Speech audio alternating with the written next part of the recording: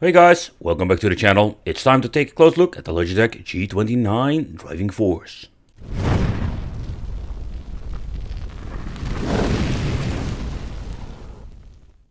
Some time ago I bought the Logitech G29 in 2021, and the reason why I did this is just I want to test it out. Is this thing worth your money, and is it still worth picking up in 2021? The driving force series, but I must say, like Logitech in general, I am just a big fan of those, but it doesn't influence my personal opinion. I wanted to review them all here on the channel, so consider subscribing and hit the bell if you're interested in racing wheels. This is the G29 and I also have like the G25, G27 and all the other models.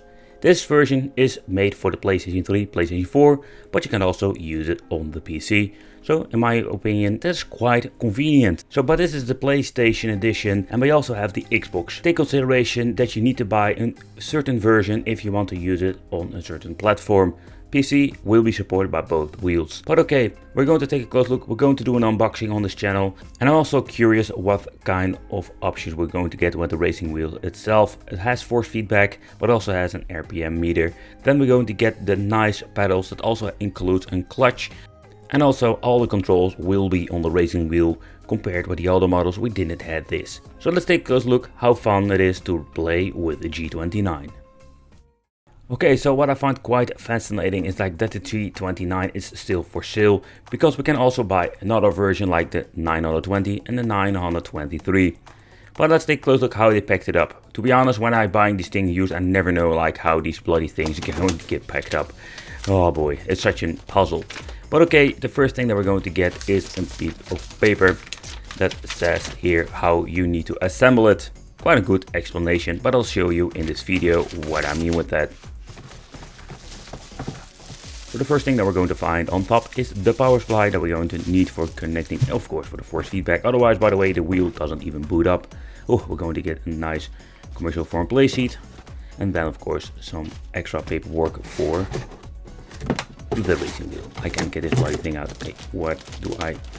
Oh, I don't want to rip my cardboard. But finally I got it out.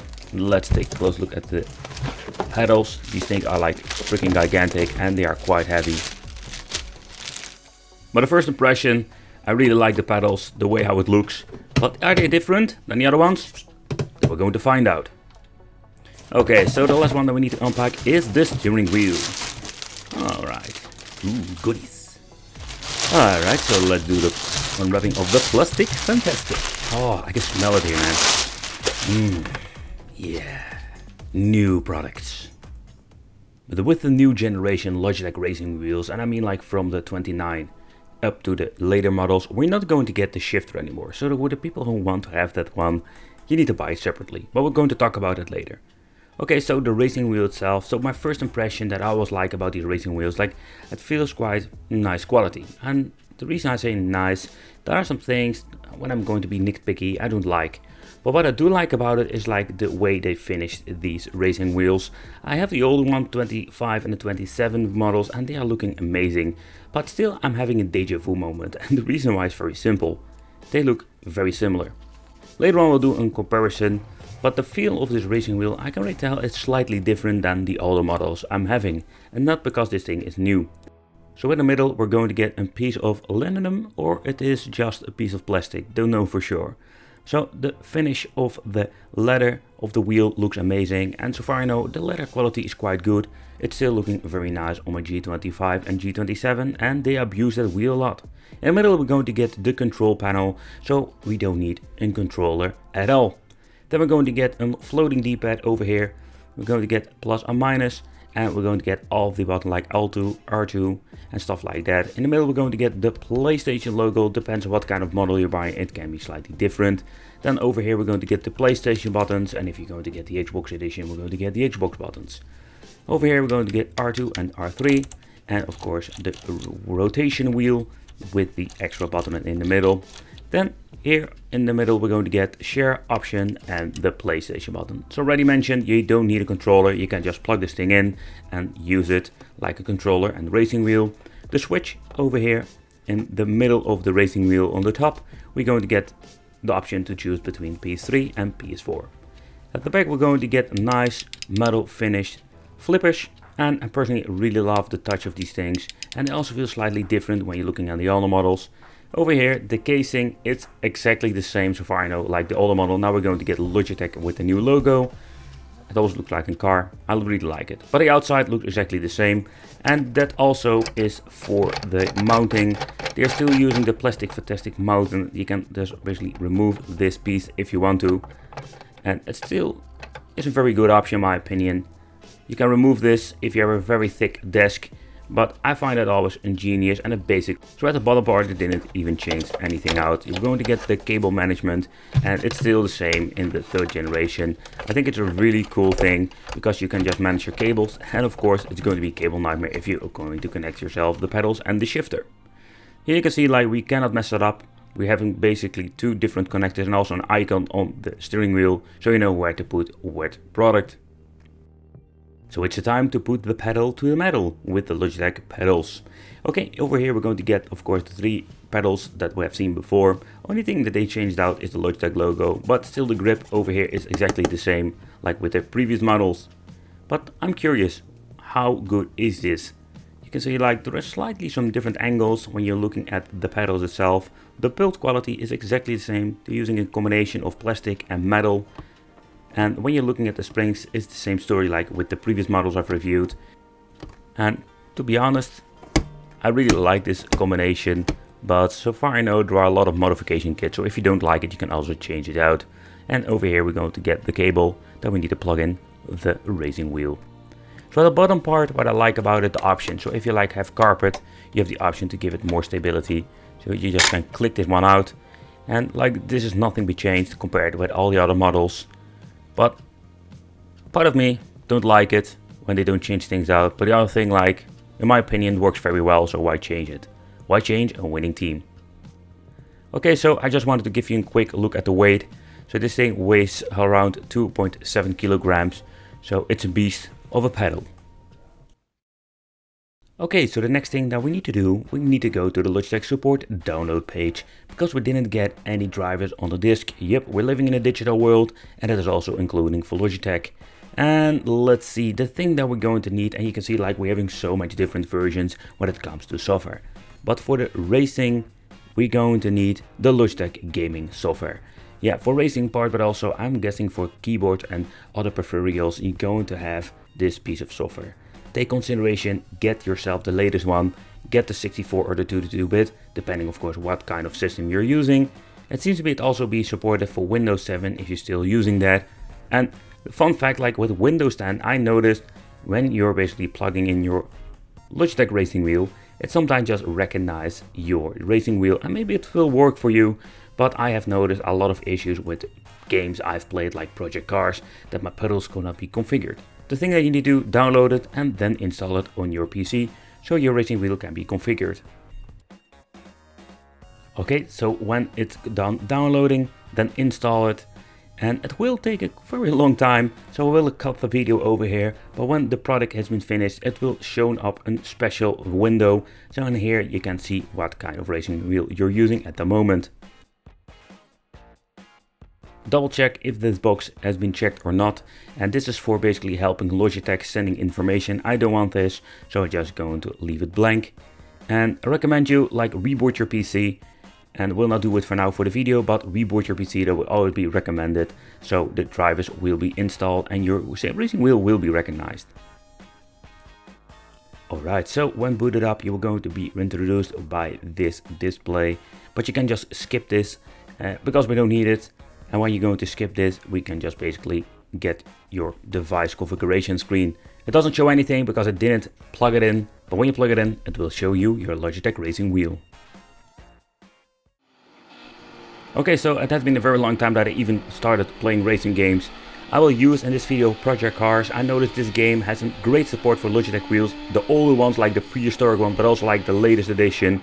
And I do like this piece of software because it's very convenient and it gives you like a really great experience. But take consideration when you're having a wheel like this, there are so many games that will be not supported because the really old ones doesn't have support for newer wheels. So that's something we need to find out in the future, maybe in top 5 or top 10, which game will be perfect for the racing wheel.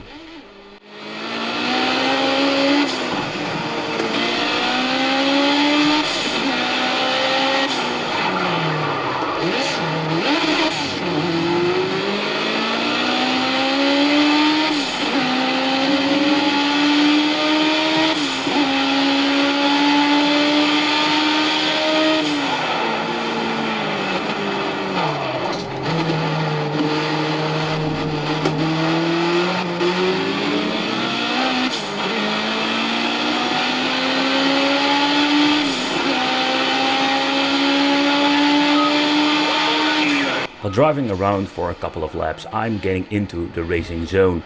Absolutely, I love the way how this wheels react, and when you're having a game like Project Cars or another game, you can feel like how good the force feedback will respond on the road.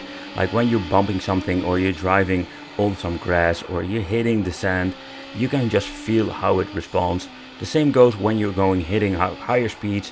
The force feedback will respond differently, like give it a completely different, let's say, an experience. And the same as with the RPM meter, you can see it lighting it up, and it's a super convenient thing, so you know where to shift to the next gear.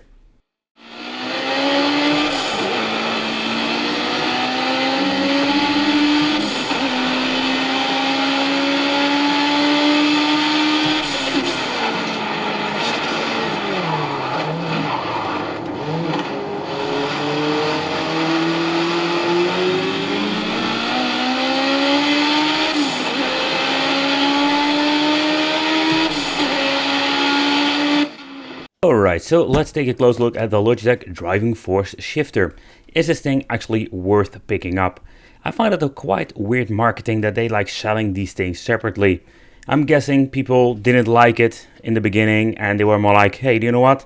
We're just going to sell it separately and give the option to the customer if they want to have a shifter or not.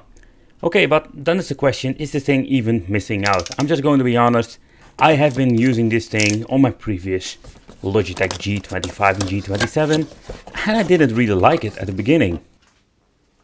Another reason is, of course, we don't have the buttons on the shifter anymore. I will show you later on what I mean. And inside, a quick instruction where you need to put the shifter.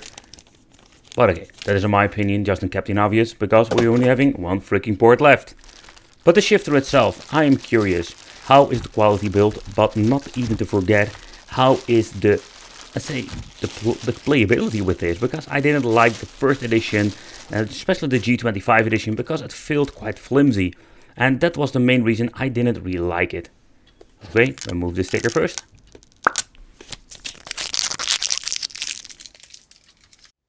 But the Logitech shifter is way slimmer now, and I must say I really like the looks. It's still very lightweighted and it feels a little bit plastic fantastic. And if you're looking very closely to the piece of plastic that's on top of the shifter, it looks kind of cheap.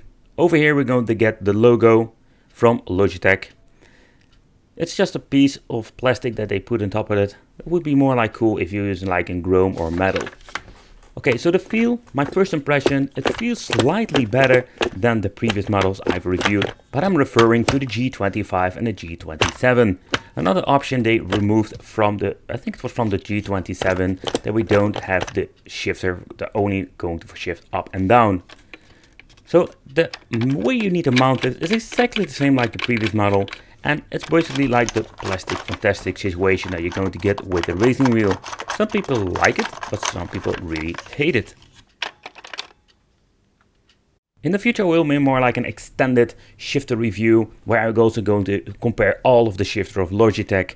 In the left over here we're going to get the G27. It's very similar, but I just wanted to give you like a quick side-by-side look. Like, it is feeling slightly different, and also it sounds completely different. So that makes me wonder, like, okay, now we don't have the buttons anymore on the G27 shifter. Personally, I really prefer this, like this new approach that we're going to get all the buttons on the wheel, but that's of course my personal opinion. So if this shifter is something that you need to buy, that is something you need to decide for yourself. I'm just going to be honest, I was quite skeptical because I didn't like the two other models I've reviewed, but this version feels slightly better. So with the previous model I always had like this handicap that I'm putting it in the wrong freaking gear, but with this new model I don't have this issue anymore. It feels slightly better. I feel like having a real gear shifter in my hand. Of course nothing beats a real car shifter, but it's a very big improvement. It's a completely different way to play, and in my opinion the shifters are really cool, but this gives you like a more and better control of your car. Don't mind me, like I was just driving through the grass, but in the end like I really like it, and it gives me like an even more fun factor when playing with the racing wheel.